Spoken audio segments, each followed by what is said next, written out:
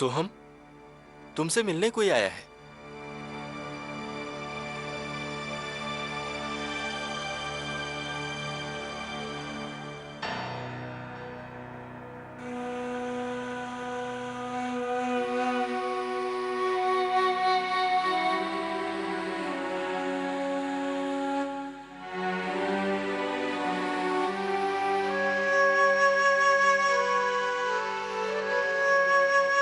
विष्णु, विष्णु, विष्णु कैसा है तू? विष्णु रो मत, विष्णु रो मत। नहीं माई, आज अपने लिए कोई हमदर्दी मत चाहता। ये बार हम गलत किए हैं भाई, अपनी गलती की वजह से आजू कोमा में है भाई। नहीं विष्णु, मैं तू जाना था, वो एक ही औरत थी जो हमने से यहाँ मिलने आती थी, हमने भी खाना लाती थी, हम उसे एक तो बार नहीं मिले आई तो भी वो आती थी। हम सच कहते हैं भाई, हम सच कहते हैं, हम उनको मारना नहीं चाहते थे। हम जानते हैं। हमने दुश्मनी मानव देशमुख से थी, इसलिए हम पापा के कहने पर वो दिन वहाँ गए। आप जिंदगी में हमेशा हमारे को गलत सिखाए हैं।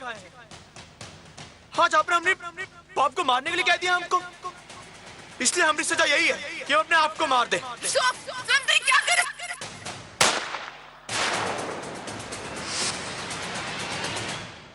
विष्णु हम जानते हैं, हम सब कुछ जानते हैं। देख देख, तू अपने आप को बिल्कुल दोष मत दे। लेकिन भाई बाकी सभी लोग हमको दोष दे रहे हैं उनकी हालत के लिए। भाई ऊपर गोली नहीं चलाना चाहते थे, वो हमको बचाने की खातिर हमने हाथ उठाए और गलती से उनके या गोली लग गई। वो अपनी जान की खातिर अपनी जान चौकी पे डाल, अब पता नहीं उनको होश कब आएगा भाई। डॉक्टर भी कुछ जवाब नहीं दे रहे। माई जो भी कुछ हुआ है ना, ये सब हमारी वजह से हुआ है, ये सब भाई कुछ हमारी वजह से हुआ है। नहीं विष्णु, तुम्हारी वजह से कुछ नहीं हुआ है, और तू चिंता मत कर, ताई को कुछ नहीं होगा। ये हमारा विश्वास है, ताई को कुछ नहीं होगा।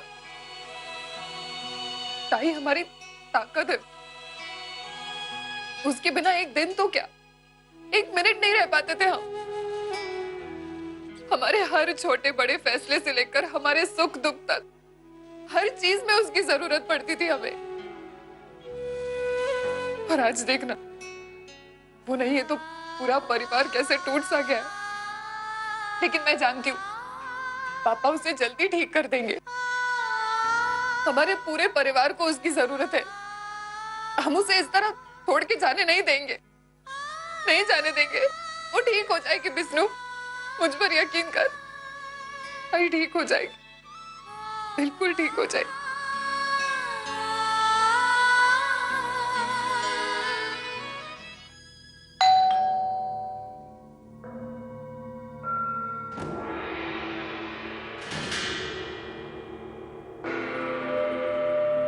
मिस्टर मित्तल,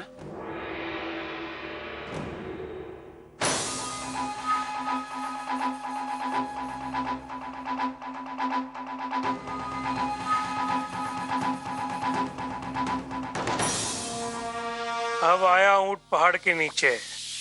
मैं आपसे कुछ बात करना चाह रहा था।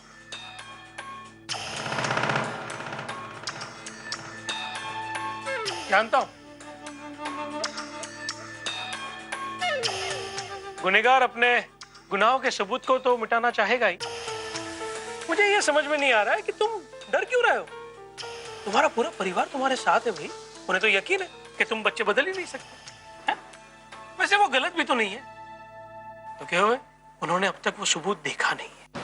देखिए, आप अपने आप को बचाने के लिए मुझे झूठे केस में क्यों फंसा रहे हैं? निर्दत्त, तुम्हें अभी भी ये लग रहा है कि मैंने जो कुछ भी कहा तुम्हारे परिवार के सामने वो सब झूठ था? देखिए, बात ये नहीं कि आपने मेरे परिवार के सामने सच कहा है झूठ। बात ये है कि आपके पास मेरे खिलाफ कोई पुख्ता सबूत नहीं है ये साबित करने के लिए कि मैं झूठा हूं। अच्छा, तो मुझे ये बताओ कि मुझे कैसे पता चला कि तुमने बच्चे बदले? कम ऑन, एटलीस्ट मेरे सामने ये भोला बनने का नाटक मत करो। तुम जानते हो तुम्हारी गलती क्या है? तुम कुछ ज्यादा ही ओवर कॉन्फिडेंट, और इसी ओवर कॉन्फिडेंस की वजह से तुम ये गलत फहमी में रहे कि तुम्हारे जो प्लान है वो फुल प्रूफ है, स्ट्रांग है। तुम्हें क्या लगा तुम्हारा ये राज कोई जान नहीं पाएगा? ये खामोशी बयां कर रही है कि ये गुनाह तुमने ही किया।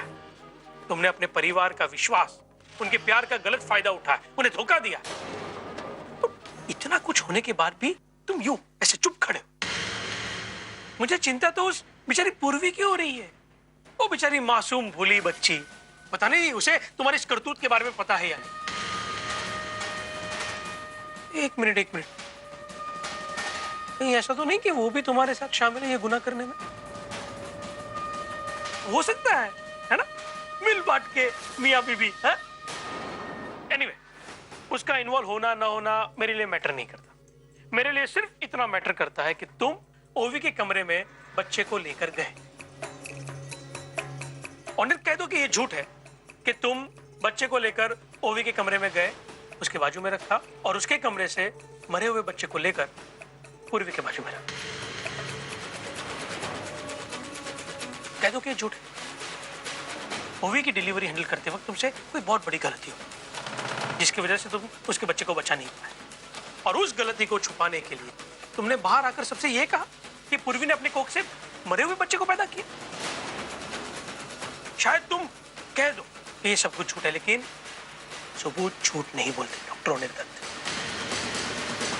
कोर्ट में मैं वो सारे सबूत रखूंगा, इससे पता चल जाएगा कि तुमने किस तरह बच्चे की अदला बदली की है। मिस्टर मित्तल, शायद आप भूल रहे हैं, मेरे पास आपके और डॉक्टर कुंदन के खिलाफ सबूत है।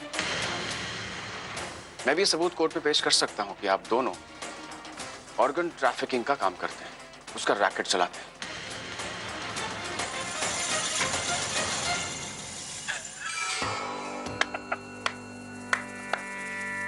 ओवर कॉन्फिडेंस, डॉक्टर ओनिर एक खेल खेले, कोर्टरूम बहुत मजा आएगा।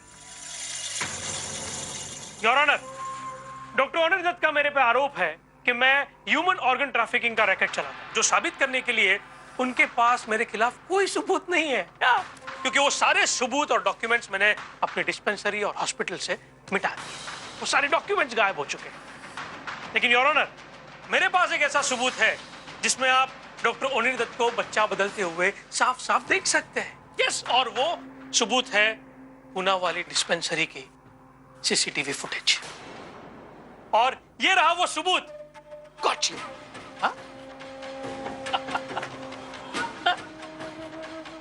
देखा, कितना आसान था मेरे लिए तुम्हें गुनहगार साबित करना, और कितना मुश्किल है तुम्हारे लिए यह साबित करना कि मैं गुनहगार। कोर्ट में जब सबूत रखूंगा ना, तो यूं पता चल जाएगा कि किस तरह तुमने बच्चों की अदला बदली की।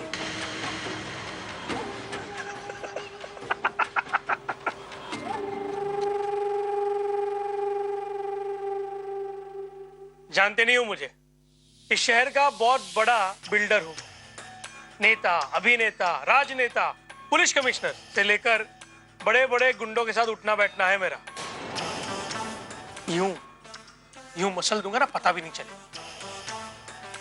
एक बार केस तो शुरू होने दो डॉक्टर ओनिर, फिर पता चलेगा ये मित्तल क्या चीज है। तुम्हारा परिवार तो तुमसे अलग हो ही जाएगा, लेकिन इस देश की कोई भी मेडिकल इंस्टीट्यूट, कोई भी हॉस्पिटल तुम्हें जॉब पे नहीं रखेगी। I have an idea. मैं तुम्हारा डॉक्टर का जो लाइसेंस है वो मैं कैंसिल करवा देता हूं। मुझसे पंगा लेने की जो गलती की है ना, वो अगर नहीं करते ना डॉक्टरों ने, तो शायद मैं तुम्हें बख्श देता। गलती तो मुझसे हुई है मिस्टर मित्तल। क्या आप जानते हैं कौन सी गलती? नहीं, प्लीज। यही कि जिस वक्त मैंने आप दोनों को बात करते वक्त पकड़ा था,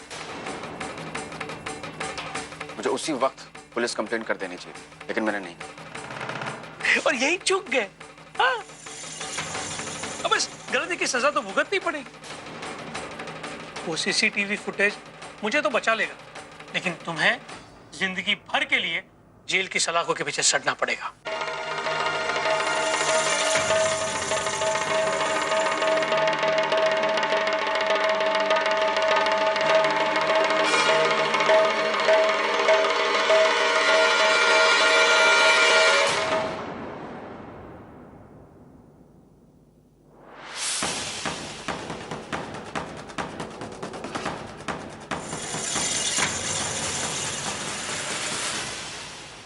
हो ना हो मित्तल इस ह्यूमन ट्रैफिकिंग में इन्वॉल्व जरूर है।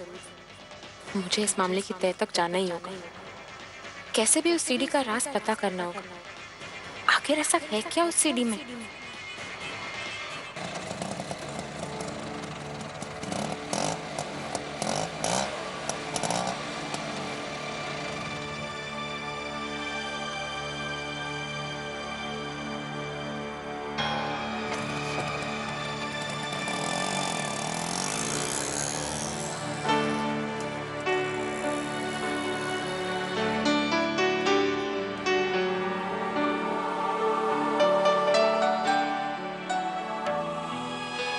वर्षा चल दूध पी. वर्षा वर्षा चल तू बॉल ठेव बाजूला. चल चल चल तू बॉल ठेव बाजूला. ये मला नको दूध. थोडस पी ग. चल अगं चल ग.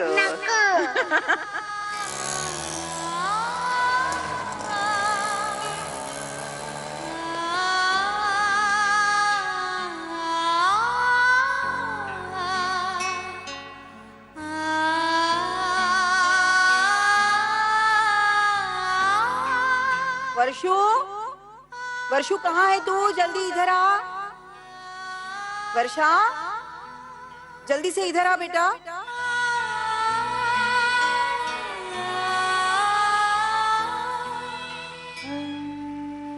एक न एक दिन तुम्हारी आंखों पर का ये अहम का पर्दा जरूर उठेगा. उस दिन तुम बेझिझक अपने घर वापस आना. उस घर के दरवाजे तुम्हारे लिए हमेशा खुले रहेंगे बेटा.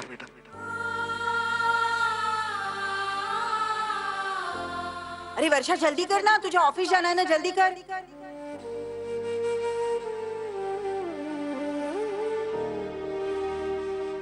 ताई मेरी घड़ी नहीं मिल रही है.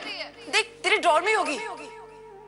ताई मेरा टिफिन. हाँ रुक. मेरी 9:47 की लोकल चली गई तो अगले आधे घंटे तक कोई फास्ट ट्रेन नहीं है. जल्दी. बाय बाय आई. Bye bye.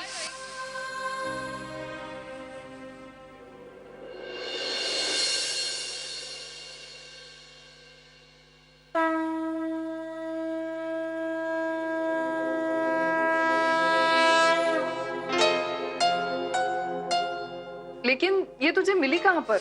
अच्छे लगे? बहुत अच्छी है. अच्छा हो तो लेकर आई. इसकी वजह से ना मेरे कलेक्शन में एक और मूर्ति शामिल हो गई है. पापा मुझे माफ कर दीजिए. मैंने आज तक मेरे घर वालों को बहुत दुख दिया और खास करके अर्जु दाई को. एक तरफ वो है जो हमेशा मेरे बारे में सोचती थी, सबसे पहली मेरी खुशी को अहमियत देती थी, मुझे आई की डांट से बचाती थी, मेरे झगड़े सुलझाती थी. और दूसरी तरफ मैं, जिसकी वजह से आज अर्जु दाई कोमा में. हो सके तो मुझे माफ कर देना. मंजू लाइट का बिल भरना याद है ना तुझे?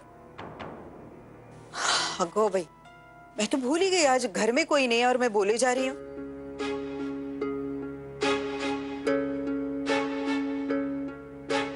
आई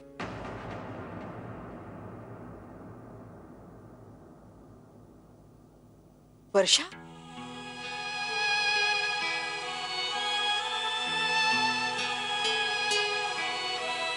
तू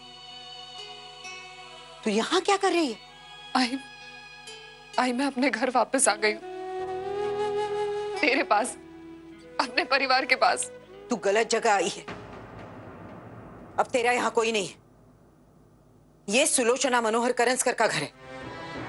लेकिन आई ये घर मेरा भी तो है. मैं तेरी बेटी हूँ.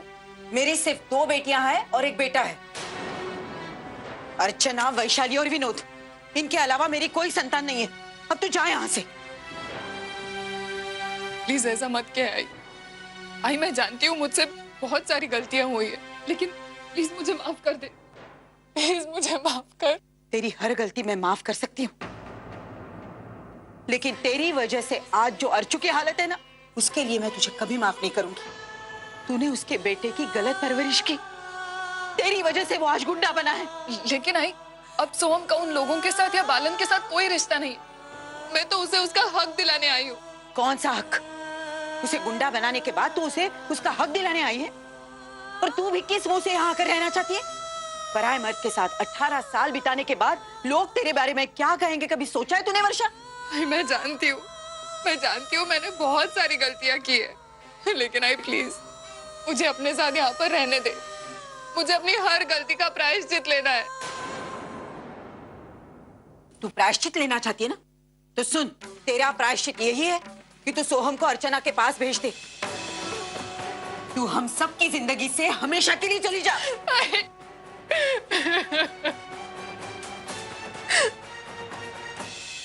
आई प्लीज चली जा यहाँ से।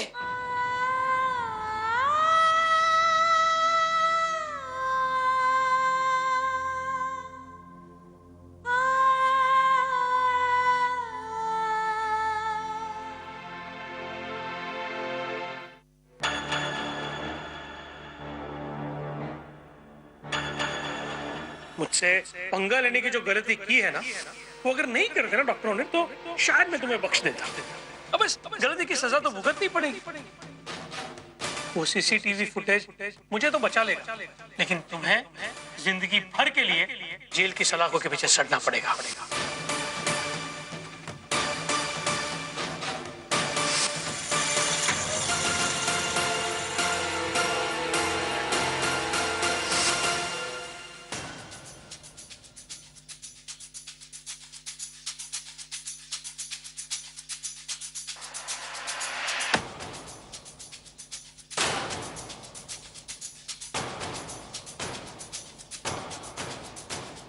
ओह गॉड, इतने सारे सीरीज।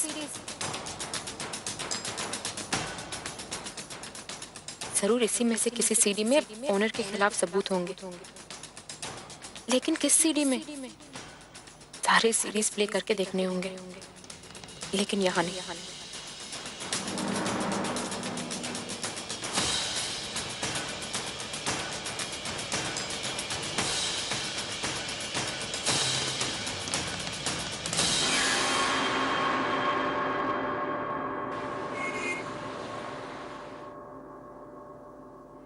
डॉक्टर ओनिर दत्त आपके चहेते दामाद है, तो इन पे लगे इल्जाम आपको मंजूर नहीं, समझ सकता हूं। कोई बात नहीं, कोर्ट में ये बात मैं साबित कर दूंगा, और उसके बाद मैं देखूंगा कि जो आज ये सब लोग तुम्हारी तरफ है ना, वो एक एक करके मेरी तरफ कैसे होते हैं। दिखा दूंगा मैं आपको कोर्ट में।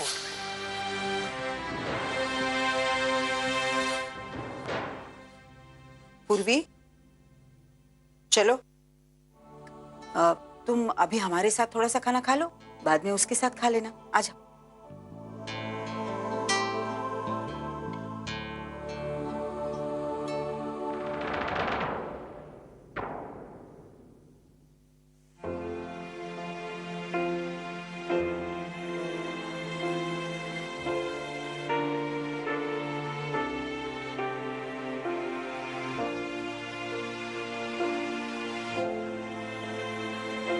ओनिर, हम तुम्हारा इंतजार कर रहे थे। चलो हाथ मुंह धो लो और खाना खाने के लिए आ जाओ।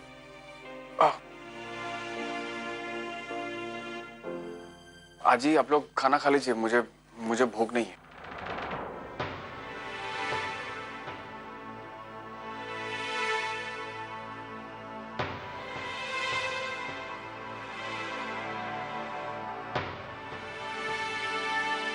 मैं देखती हूँ। सीरीज लेके आई हूँ मैं।